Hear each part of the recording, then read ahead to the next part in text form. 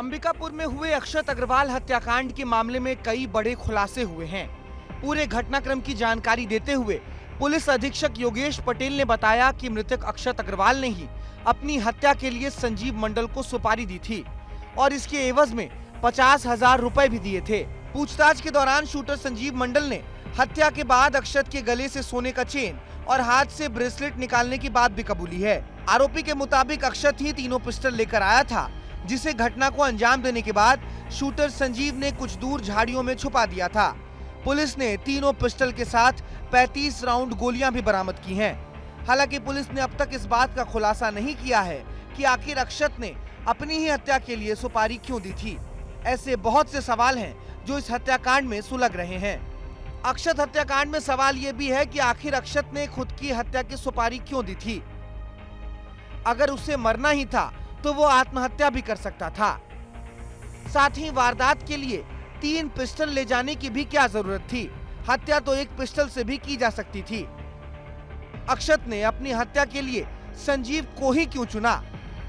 क्या आरोपी संजीव मंडल पुलिस को जो कहानी बता रहा है वही सच है या फिर इसके कुछ और भी पहलू हैं? जो सामने वाला व्यक्ति है, जो आरोपी है, आज उसके ऊपर 6-6, 7-7, 8-8 केस हैं। मेरे बच्चे के ऊपर कोई केस है, दुकानदारी व्यापार करता था, बिजनेस करता था और उसके साथ ऐसा हुआ। मुझे जैसी जानकारी है, बच्चा मेरा ज़मीन का भी काम करता था। 100% आरोपी के द्वारा जो है उसे गन पॉइंट पे ले जाया गया है।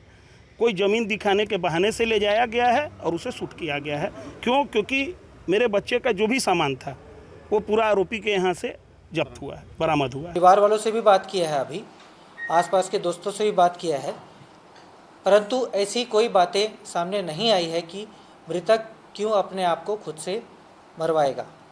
तो यह बातें अभी विवेचना का विषय है। आरोपी ने बताया कि मृतक ने ही पिस्टल उसे दिया था। देसी कट्टा है, मतलब कंट्री मेड पिस्टल्स हैं, लाइसेंसी पिस्टल नहीं है और किसी के पास, ना ही आरोपी के पास और ना मृतक के पास, किसी के पास लाइसेंस नहीं था वेपन रखने का। और पिस्टल कहां से आया इसके विषय में हम जांच कर रहे हैं। अभी पुलिस अधीक्षक योगेश पटेल ने बताया कि ऐसे कई अनसुलझे सवाल हैं जिन्हें सुलझाने के लिए पुलिस की टीम लगातार जांच कर रही है। इस हत्याकांड की जांच के लिए 2 टीमें बनाई गई हैं, जो मृतक के घर के सीसीटीवी कैमरे की भी जांच कर रही हैं। साथ ही मृतक के परिजनों के संदेह पर भी बारीकी से जांच की जा रही है। दरअसल बीते दिनों 20 अगस्त को अक्षत के परिवार ने उसकी गुमशुदगी की रिपोर्ट दर्ज कराई थी, जिसके बाद साइबर सेल के माध्यम से अक्षत के मोबाइल को ट्रेस किया गया और मोबाइल लोकेशन के जांच के बाद ही संजीव मंडल से उसकी बात होने की जानकारी मिली और संजीव से पूछताछ के दौरान ही इस अजीबोगरीब हत्याकांड का खुलासा हो पाया। बहरहाल इस हत्याकांड के कई ऐसे राज हैं जिनका उजागर होना अभी बाकी है। ब्यूरो रिपोर्ट, विस्तार न्यूज।